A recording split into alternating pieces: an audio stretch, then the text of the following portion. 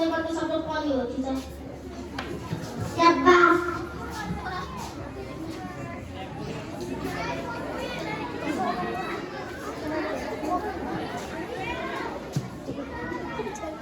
यो के हो? क हो। यो यो यी सबै अक्षर मिलेर के बनेछ भन त? शाबाश। कलम मलम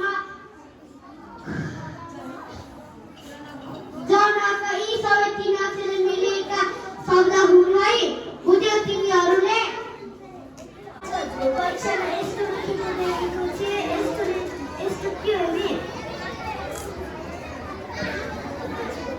यो त तीन अक्षरले पढेका शब्द कलम हो नि। यसलाई तिमी एकैछिन पढ्दै गर, म सुत्छु है। हुन्छ दाइ।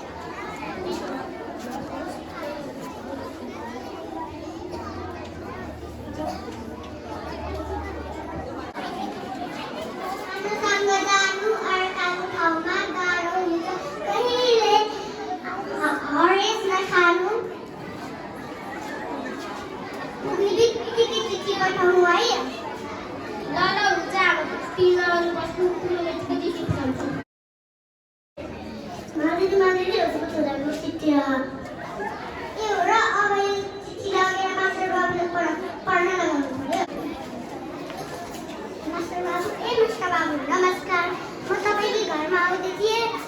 नमस्कार। मेरो छोराको चिठी आएको रहेछ, पढिनुहुन्छ कि? मलाई आज स्कुल जान ढिलो भएको छ, तपाईकै घरमा आएर पढिदिउँला नि। ल हुन्छ।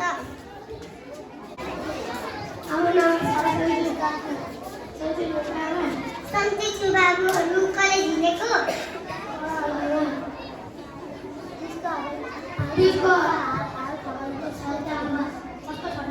खै बाबु, बिर्सु चिठी पठाएको रहेछ, पढिदिन्छ कि?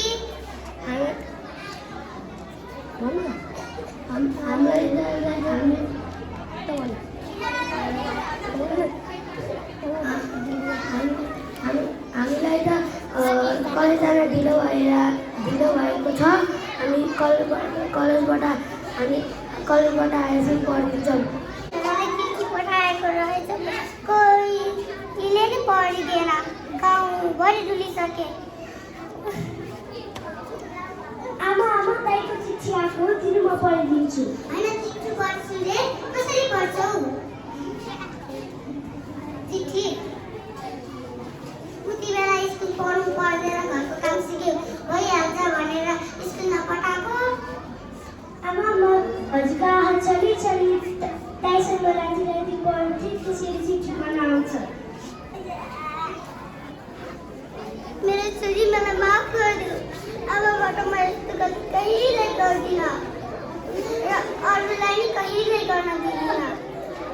पढ्छु, अहिले नि पढ्छु भने पढाउने छु।